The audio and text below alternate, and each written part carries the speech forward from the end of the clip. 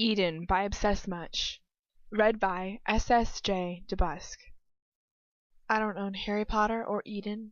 Harry Potter is owned and written by J.K. Rowling and the WB, and Eden is written by obsessmuch on fanfiction.net. I am both in the mood and desperately not in the mood to read right now, and I'm gonna see how this goes, and if I decide that I don't want to read, I'm just not gonna do it. So this is chapter 36, Sins of the Father. And yeah. Oh my gosh, my channel thing, by the way, just got over 1,000 views. Yay! It's very exciting. very, very shallow. So that's exciting. Can I see another woe? And not be in sorrow too?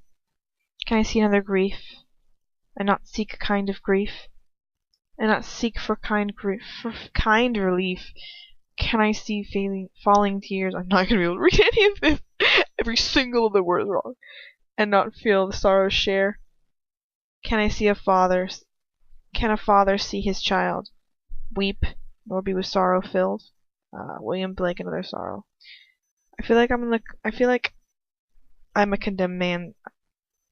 I feel like I'm in a condemned man's cell. Like I can see the hangman's noose outside my window. And I know that it's my last night on earth. And all I can do is wait. Wait to die because I've gone beyond all hope of living. The best I can hope for is reprieve. A reprieve that will never come. I huddle in on myself, pushing my knees to my chin. I'm sitting on the ground, pressing my ear against the solid wood of the door, waiting for Lucius to come home, like a dog waits in return for his master, because yes, that's how low I've sunk, thank you, God. What will he say when he finds out what happened? What will he do? And Draco, God, I cannot even begin to hope. What can I even begin to hope for from Draco? Perhaps if he still loves his father, then maybe. But no, I mustn't hope for anything. Hope only leads to disappointment. That's something I've learned. Besides, if Draco really is anything like his father, then to him a blood traitor is a blood traitor, family or not. And blood traitors need to be punished, don't they? Footsteps click smartly down the corridor. Outside, my heart and lungs pull themselves up into my mouth in terror, and I scramble up to my feet, stepping away from the door as it creaks open. It's him, thank God it's him. He looks completely calm as he shuts the door behind him, so calm and collected that he can't possibly know what's happened. He raises his eyebrow as he sees me. What on earth's the matter with you? He asks coldly. Taking in my expression, I open my mouth and close it again stupidly. My breathing is shallow. We're finished. We're completely finished, and he's oblivious. He obviously doesn't know. And it falls to me to tell him. He rolls his eyes and then looks at my face and sighs. You're going to rant and rave to me when I might have done this evening. Lucius, I gasp, hardly able to speak. Lucius, Draco. He knows. He blanches just for a second before he collects himself, and shakes his head with a little mirthless smirk curled into his lips. How can he be so unconcerned about this, for God's sake? I don't have patience to soothe your paranoia tonight, my blood. He drawls. You thought my wife knew, and she didn't. You thought... Pauses for a second. The expression giving away nothing, before he carries on. You thought Avery knew. He falters again, and I know why. Because he knows as well as I do that Avery suspects, if nothing else. And Avery's suspicions are possibly the most dangerous thing we have to worry about. Well, no. Second most dangerous thing we have to worry about now. He shakes his head again in irritation. Your unbelievable and your unreasonable fears are beginning to irritate me. Quite frankly, I have no interest in dealing with them anymore. This isn't just me being paranoid. I grip hold of the front of his robes, utterly desperate. He found out everything, Lucius. He made me tell him all about it. And I don't know what he's going to do, but he's going to do something. He told me that he wasn't going to let me get away with what I've done. His face drains of color. He looks at me long and hard, almost uncomprehensively, because he doesn't want to believe it. I know that he doesn't. Slowly, so slowly, I let go of the front of his robes, breathing deeply, trying to collect myself. You're telling the truth. You're telling me the truth, he asks, his voice no more than a whisper. I nod, tears of pure rage burning in my eyes. Fear, excuse me. Pure fear burning in my eyes. He swallows sharply, his frown deepening. And for one of the few times since I met him, I can see fear deep in that deep, fathomless gaze of his. He turns from me for a moment, running his hands over the back of his head before he looks at me again. For God's sake, why couldn't you just keep your mouth shut? He asks seriously. I tried, I say urgently, tears rolling down my cheeks. I swear to you I tried, but he's there to serum on me. There was nothing I could do. He curses under his breath before he turns and slams his fist into the door frame, letting out a yell of rage. And then he's quiet again, leaning into the door, taking a deep breath. I can hardly hear him breathe, the sound of my own furious heartbeat. He turns to face me again, his face a pale mask of self-control. I didn't see him on my way in, he murmurs, pulling a small familiar silver key out of his robes. And if Bellatrix didn't behave as I believe, she would. She would have known. I didn't see him on my way in, he murmurs, pulling a small familiar silver key out of his robes. And Bellatrix didn't behave as I believe she would have if he had told her. He locks his gaze onto mine. I shall return shortly. Where are you going? I yelp. To find my son, he replies simply. And with that the key glows red and he disappears into the air.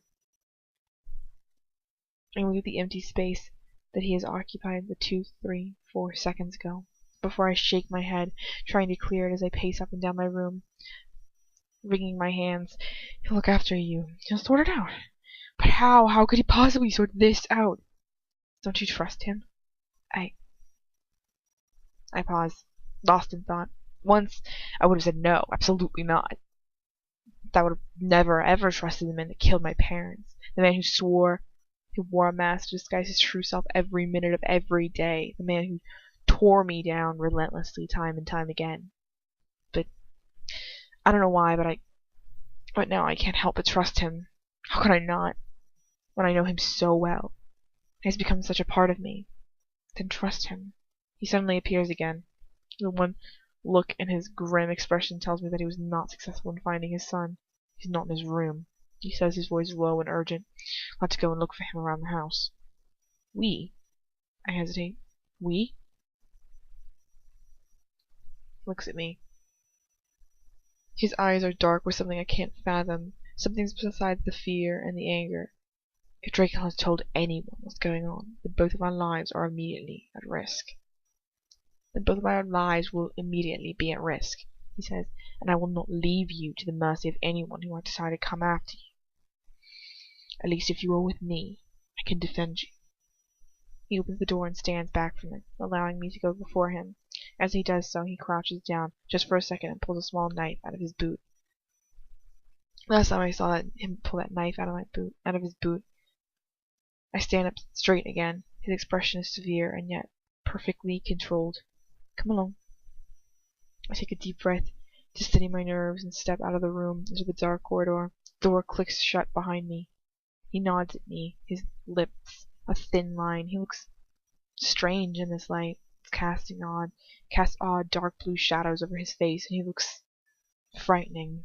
He always has. He always has done, of course, but in this light, I don't feel like I even know him in this light. He turns and starts to walk down the corridor, very slowly.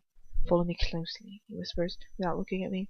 He doesn't bother telling me not to run away. He knows as well as I do that if I run, I'll only waste time for the pair of us. I couldn't get away from here anyways. As soon as we find Draco, the more chance we have to make our way out of this alive. We make our way through the house at a snail's pace. The stone walls flicker with dark blue shadows cast by the flames of the torches that line the walls. Out of the corner of my eye I see those horrible shadows dancing. They make me jump out of my skin every time they shift and flicker. More than anything, I want to take hold of Lucius's hand for comfort, but I just can't. I want to, even though he hates me for my weakness, but his hands are already full. A wand in one hand, a knife in the other. Would he really use either of them against his own son? We turn the corner, coming into another long corridor. It's empty, thank God, and we still make our way along slowly, so slowly, looking all around as we go. Every hair on my arm and neck and back is standing upright with fear. Draco, Lucius murmurs, his voice barely audible. A long, eerie silence is the only answer we receive.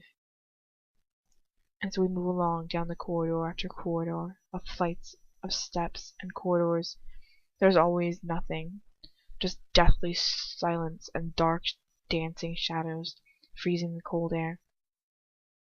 Draco, Lucius murmurs, creeps through the stillness.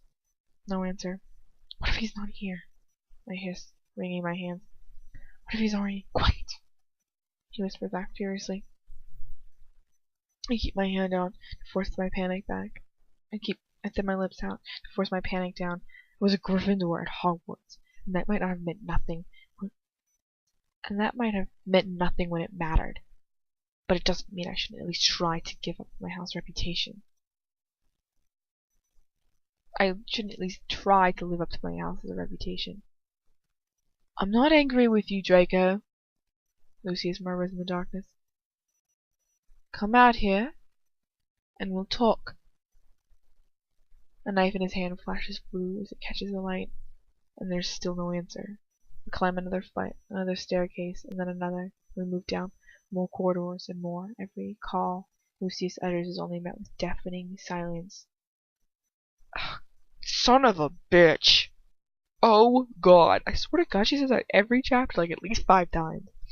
I can't. My nerves are stretched out to the breaking point. I can feel them splintering with terror, and I'm cold and I'm shaking, and the silence presses down on me louder than 1,000 screams. Something moves. I saw it in the corner of my eye.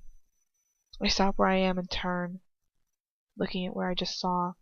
I swear I saw, but there's nothing. Just dancing, mocking shadows of blue. Draco, I whisper. For God's sake, keep quiet, Lucius whispers, and I can hear the anger and fear in his voice.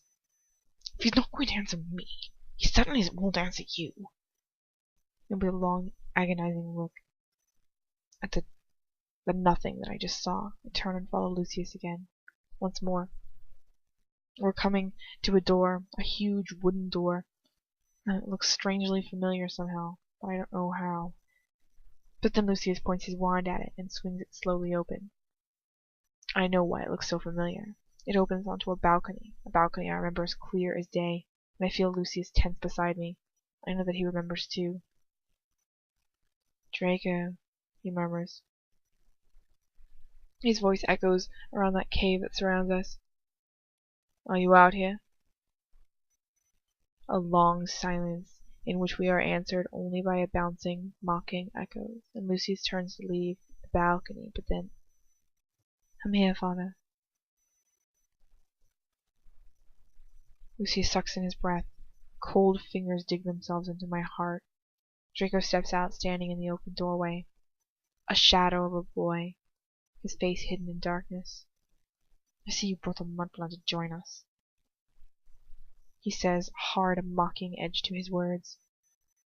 He steps forward into the corridor. His features are harshly illuminated by the blue light. Angry, furiously angry. How charming. But then, you've always known just how to treat your guests with hospitality, father. Let's don't play games, Draco. Lucius says, his voice hard. You know why I'm here, as well as I do. So why don't you just say what you want to say? Draco's nostrils